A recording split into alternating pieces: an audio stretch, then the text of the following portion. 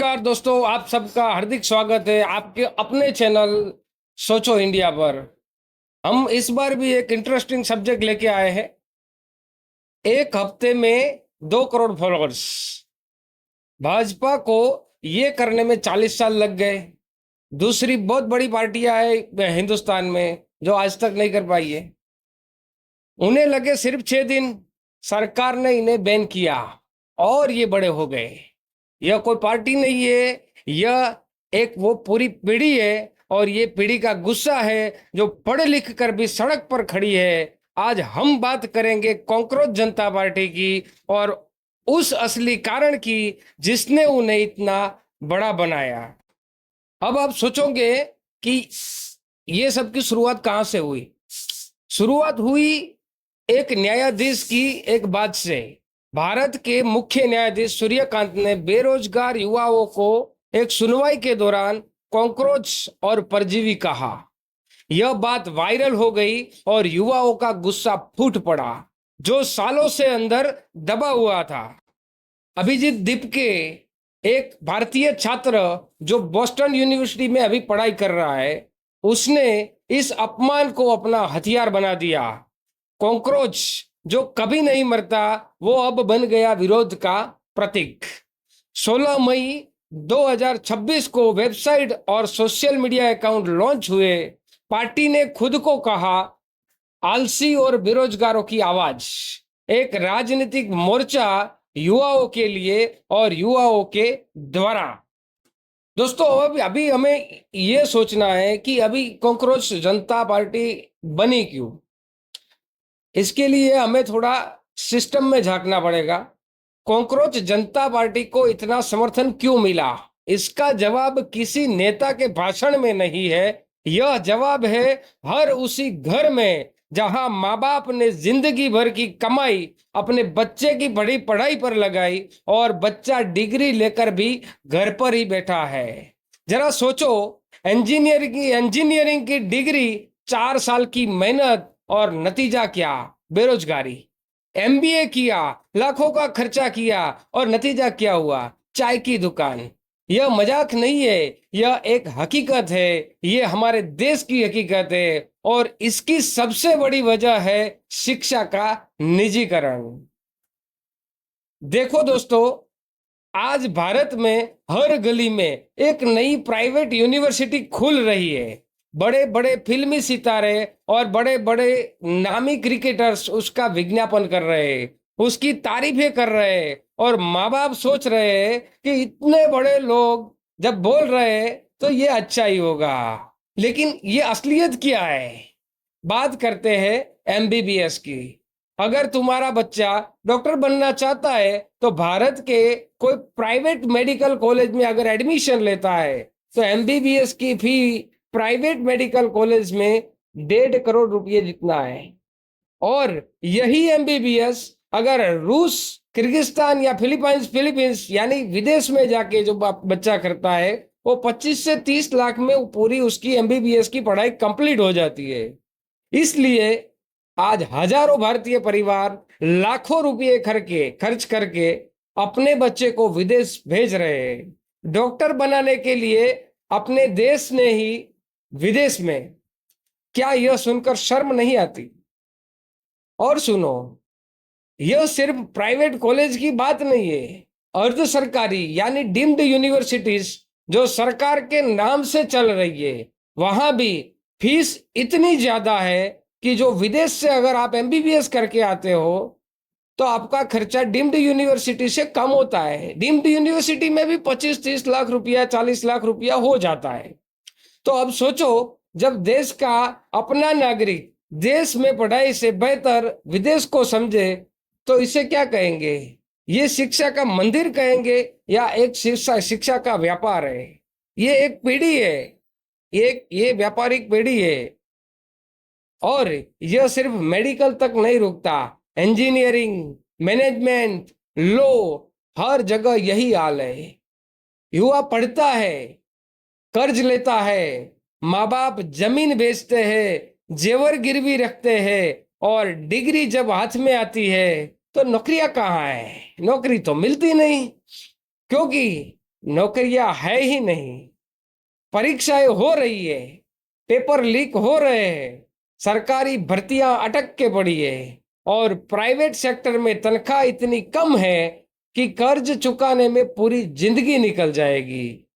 यही है वह असली जमीन जिस पर कॉकरोच जनता पार्टी खड़ी हुई। यह मीम नहीं है, यह एक दर्द है जो युवाओं के अंदर बहुत सालों से भरा था। 2 करोड़ फॉलोअर्स और वो भी 6 दिन में, ये एक संयोग नहीं है। दीपिका ने खुद कहा 5 साल पहले कोई मोदी या सरकार के खिलाफ बोलने को लिए तैयार नहीं था। अब वक्त बदल रहा है, युवा बहुत परेशान है और सरकार उनकी चिंताओं को स्वीकार नहीं कर रही है। परीक्षा पेपर लीक हो रहे हैं, नीट, एसएससी, रेलवे, हर जगह घोटाला, सालों की मेहनत एक रात में बर्बाद। बेरोजगारी, महंगाई, टूटा हुआ शिक्षा तंत्र, इन सभी पर मीम्स और छोटे छोटे वीडियो सोशल मीडिया पर छा गए और कॉकरोच जो कठिन से कठिन परिस्थिति में जीवित रहता है बन गया उस पूरी पीढ़ी का प्रतीक जो टूटती नहीं, झुकती नहीं।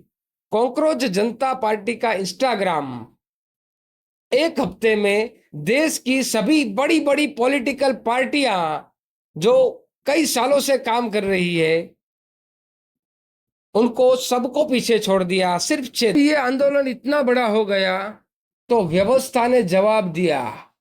21 मई 2026 को भारत के सूचना मंत्रालय ने कॉकरोच जनता पार्टी के प्लेटफॉर्म पर प्रतिबंध लगाने के निर्देश दे दिए और कारण क्या बताया?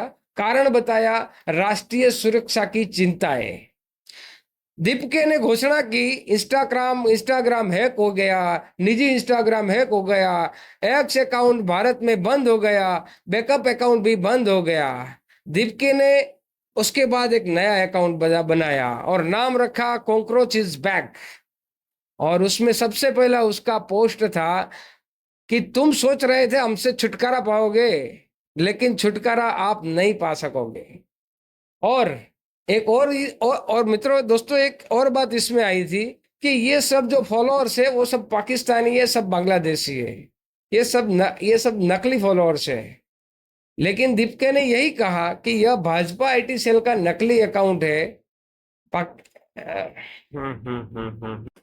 और पाकिस्तानी फॉलोअर्स वाली बात, एक नकली अकाउंट सामने आया। दीपिका ने साफ कहा यह भाजपा का आईटी सेल का नकली अकाउंट है, पाकिस्तानी फॉलोअर्स का कोई पुष्टि मिला नहीं है इसमें। यह सिर्फ एक कहानी थी आंदोलन को बदनाम करने की। पहले रोको, फिर बदनाम करो, फिर कमजोर करो, यही पुरानी चाल है। दोस्तों अब बात करते हैं उन देशों की जहां ये सिर्फ एक मीम नहीं रहा, जहां जेनजी ने वाकई सरकार गिरा दी। वह देश है नेपाल। सितंबर 2025 नेपाल की सरकार ने एक फैसला किया, टिकटॉक, इंस्टाग्राम, एक्स सभी सोशल मीडिया को बंद कर दिए। कारण क्या बताया? राष्ट्रीय सुरक्षा। लेकिन असली कारण था नेपोकिड्स ट्रेंड हो रहे थे वहां पर। नेपाल का युवा टिकटॉक, रेडिट जैसे सोशल मीडिया पे नेपाली युवा वायरल कर रहे थे। नेताओं के बच्चों की महंगी गाड़ियां, विदेश यात्राएं, ऐशो आराम, जबकि आम युवा बेरोजगार, कर्ज में डूबा, देश छोड़ने पर मजबूर। नेपाल की 33% जीडीपी सिर्फ विदेश गए युवाओं के भेजे पैसों से आती है। सोचो, देश इतना खोखला हो गया था। जब सोशल मीडिया बंद हुआ तो युवाओं के पास एक ही रास्ता बचा, सड़क पर आ गए सभी युवा। 8 सितंबर 2025 काठमांडू की सड़कों पर हजारों छात्र स्कूल यूनिफॉर्म में, बिना किसी पार्टी के झंडे के, बिना किसी एक नेता के, सिर्फ गुस्सा और एक मांग, भ्रष्टाचार बंद करो। सरकार ने जवाब दिया लाठी से, सरकार ने जवाब दिया गोली से। संसद भवन में आग लग गई, राष्ट्रपति के निवास तक प्रदर्शनकारी पहुंच गए। 9 सितंबर को प्रधानमंत्री केपी शर्मा ओली को इस्तीफा देना पड़ा। 76 लोग मारे गए, 2100 से ज्यादा लोग घायल हुए। नेपाल के लोकतांत्रिक इतिहास का सबसे बड़ा ये खूनी दिन था। लेकिन यहाँ कहानी और दिलचस्प होती है दोस्तों। अगला प्रधानमंत्री कौन होगा, यह फैसला नेताओं ने नहीं किया। जेनजी के प्रदर्शनकारियों ने डिकोड पर एक ऑनलाइन वोट करके तय किया और उन्होंने चुना सुशीला कार्की को, नेपाल की पहली महिला मुख्य न्यायाधीश। एक स्वतंत्र ईमानदार चेहरा। 12 सितंबर 2025 को सुशीला कार्की बन गई नेपाल की पहली महिला प्रधानमंत्री और उन्होंने वादा निभाया। मार्च 2026 में स्वतंत्र चुनाव हुए और उस चुनाव का नतीजा आया और उस चुनाव में जीते बालेंद्र शाह, जिनकी उम्र थी महज 35 ईयर्स, 35 साल।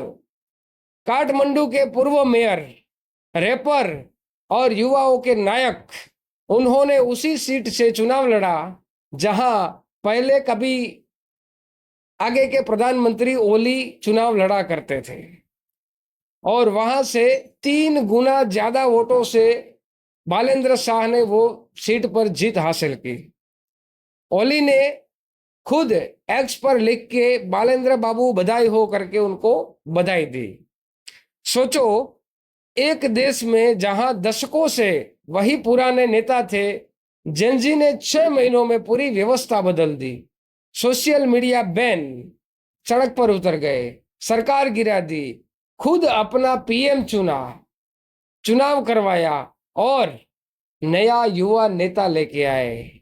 यह सिर्फ एक आंदोलन नहीं था, एक पूरा क्रांति था। अब सोचो, भारत श्रीलंका में 2022 में युवाओं ने राष्ट्रपति को भगाया। बांग्लादेश में 2024 में छात्रों ने प्रधानमंत्री को देश छोड़ने पर मजबूर कर दिया। नेपाल में 2025 में जेनजी ने सरकार गिराई, खुद प्रधानमंत्री चुना और भारत में अब 2026 में एक कॉकरोच ने 2 करोड़ लोगों को एकजुट किया है। तीनों देशों में समानता एक ही है।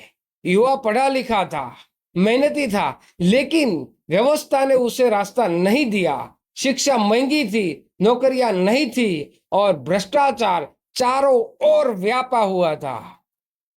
नेपाल में भी शुरुआत सोशल मीडिया से हुई थी। वहां भी सरकार ने बैन किया था। वहां भी युवाओं को आलसी और अराजकतावादी कहा गया था। फर्क क्या है? भारत में फर्क क्या है? शायद हमारे पास अभी भी उम्मीद है, शायद हम अभी भी सोच रहे हैं कि अगली बार सही नेता आएंगे। लेकिन बताओ, जब तक सही नेता आए तब तक क्या एमबीए वाले चाय बेचते रहेंगे? तब तक इंजीनियर क्या बेरोजगार रहेंगे? डॉक्टर बनने के लिए विदेश जाते रहेंगे? क्या सब युवाओं के माँ बाप कर्ज में डूबते रहेंगे? कॉकरोच जनता पार्टी की 5 मांगे हैं: रोजगार, जवाबदेही, परीक्षा में पारदर्शिता और सस्ती शिक्षा और सबको आवास मुहैया हो। ये मांगे आलसी और बेरोजगार वाली नहीं है। ये मांगे उस पीढ़ी की है जिसने सपना देखा था, जिसने मेहनत की थी, जिसको व्यवस्था ने धोखा दिया।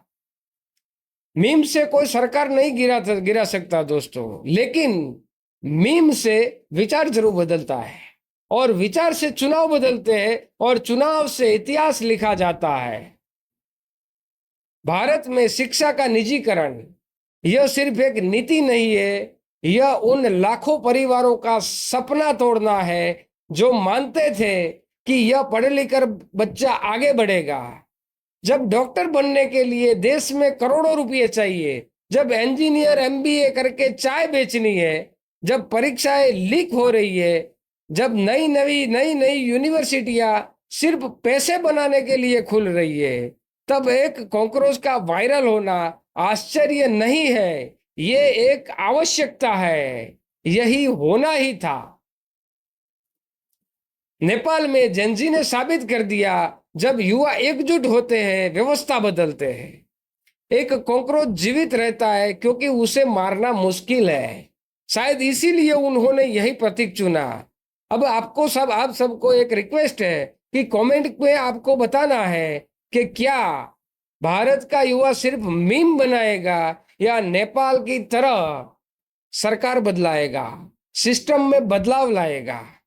और बताओ, क्या तुम्हारे घर में भी शिक्षा की महंगाई की वजह से आपके घर में भी किसी का सपना टूटा है? ये चीज कमेंट में जरूर लिखना दोस्तों। और ऐसी ही वीडियो को मुझे लाने के लिए, आप प्रोत्साहित करने के लिए ये वीडियो को शेयर करना, सब्सक्राइब करना। और सोचो, क्योंकि जो नहीं सोचता वही बन जाता है व्यवस्था का कॉकरोच। जय भारत, जय हिंद दोस्तों।